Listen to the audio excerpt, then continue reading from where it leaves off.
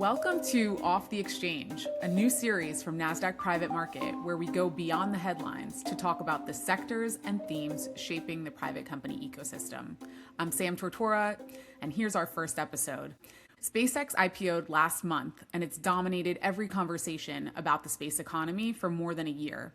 So today, we're looking at everything else. Space x SpaceX. I'm joined by Justine Fisher, who leads space industry coverage for Nasdaq Private Market. Let's get into it.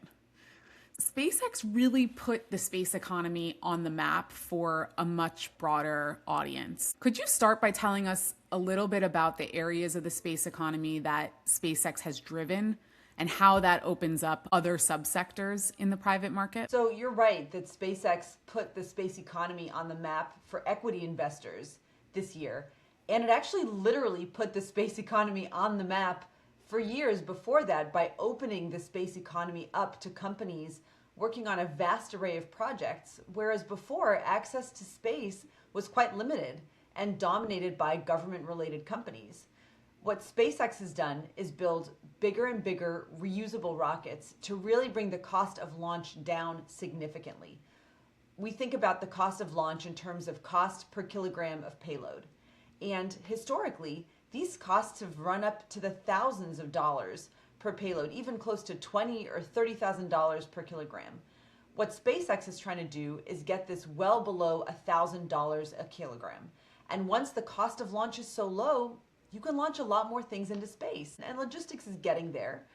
So a lot of these industries are at the early stages of commercialization. So, Justine, you mentioned payload and getting the cost per kilogram of payload down.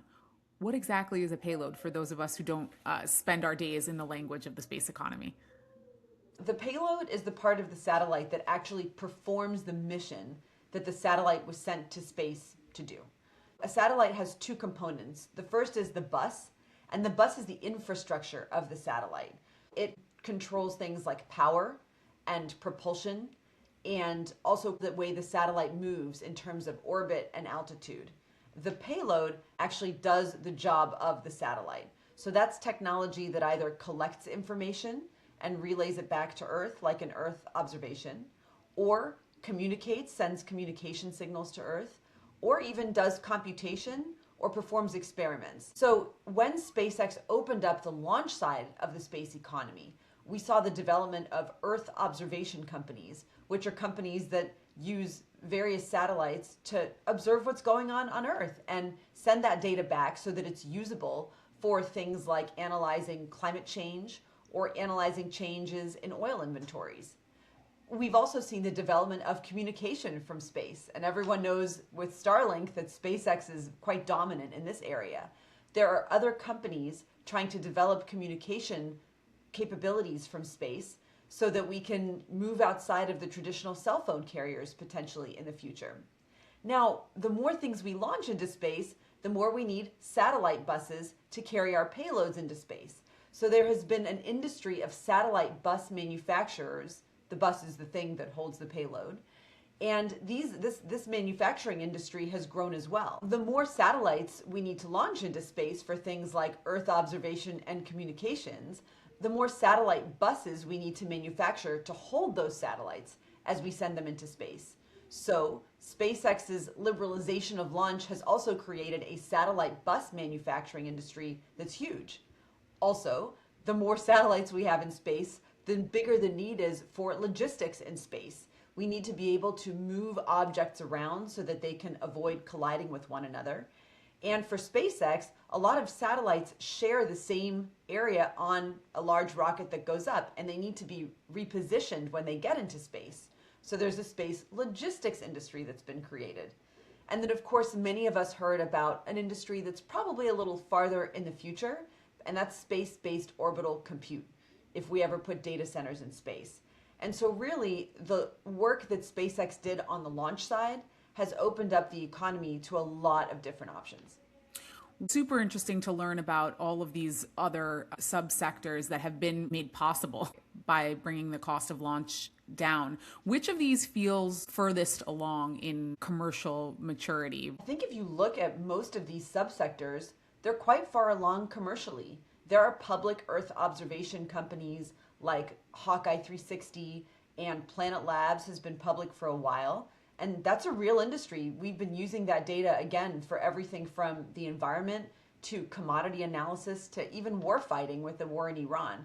So I would argue that that industry is quite developed. The communication side is also developing very quickly. SpaceX partnered with EchoStar in order to release spectrum from EchoStar. But then we've also seen that Amazon is going to acquire a global star. Rocket Lab, which is another space company, is buying Iridium. And these are companies that own spectrum that enables communication from space. AST Space Mobile is a public company also working on this. So I would say that that industry is probably a little less mature than Earth observation because managing spectrum and consumer devices is just a little more difficult than just Earth observation.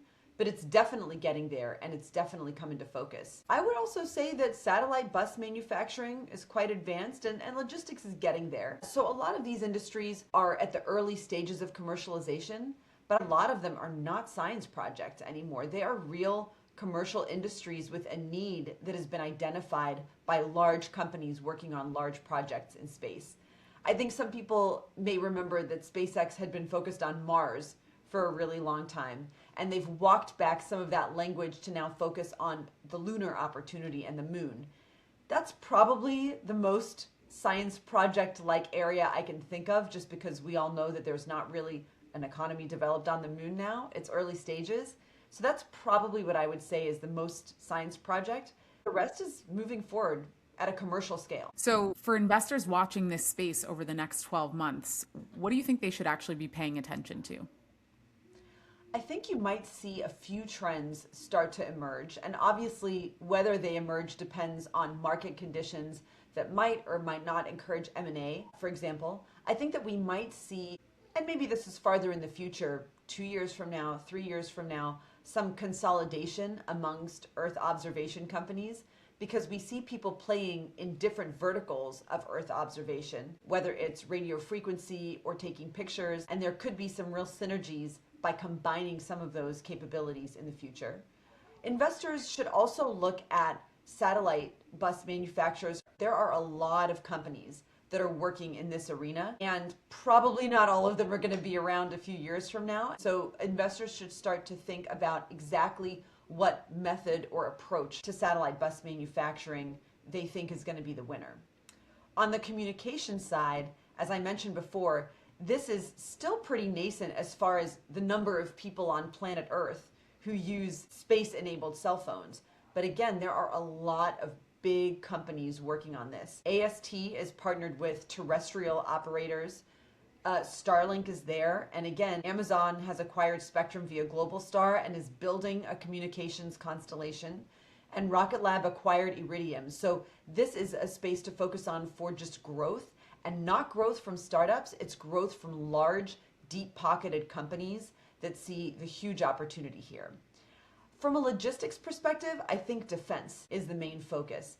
A lot of space companies have started to frame themselves as being dual use because not only is there a commercial space economy that has developed as launch costs have come down, but it's hugely important for defense and the way we fight wars and the way we communicate around wars. And so the logistics sector is not only important for moving objects around on the commercial side, but for dogfighting in space. And so the defense angle of logistics is probably going to become more important going forward.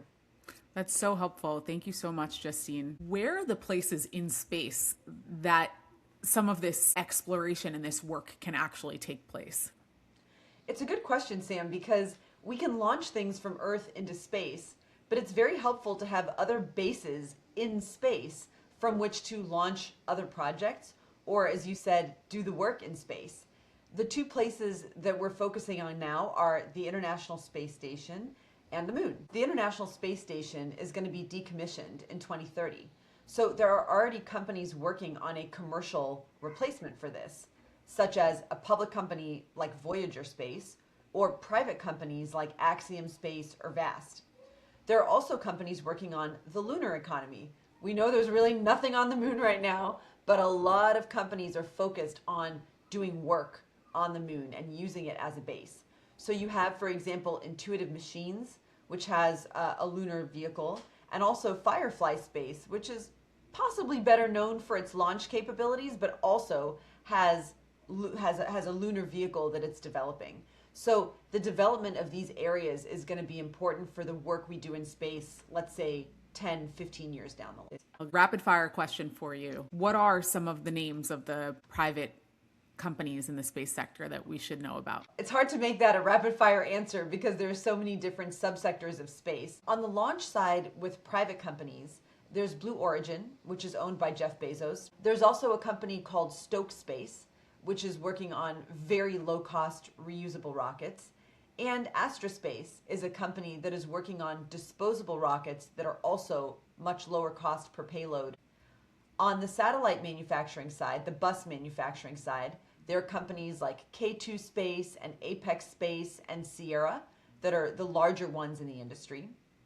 On logistics, there are companies such as True Anomaly and Impulse Space that again are working to help move satellites and other objects around in space. So on the space station side, Voyager is a company that went public this year. Private companies working on this include Axiom Space and Vast Space. And then finally on Earth observation, a lot of the sector is actually public. As I mentioned, Planet Labs, Hawkeye 360, and others. ICEYE, which is a European company, is the largest private Earth observation company still out there. Earth observation companies have been able to go public because we see the result of what they do. And even if we can't see what they do, the result is very tangible. It's pictures, it's data, it's communication that helps us perform tasks on Earth. And so maybe that's given those companies a bit more of a license to go public. Well, thank you so much, Justine. This has been fascinating. I'm so much smarter now on space than I was before this conversation, and look forward to having you back to learn more about space and the other areas that you cover at Nasdaq Private Market. You're welcome. Thanks for having me.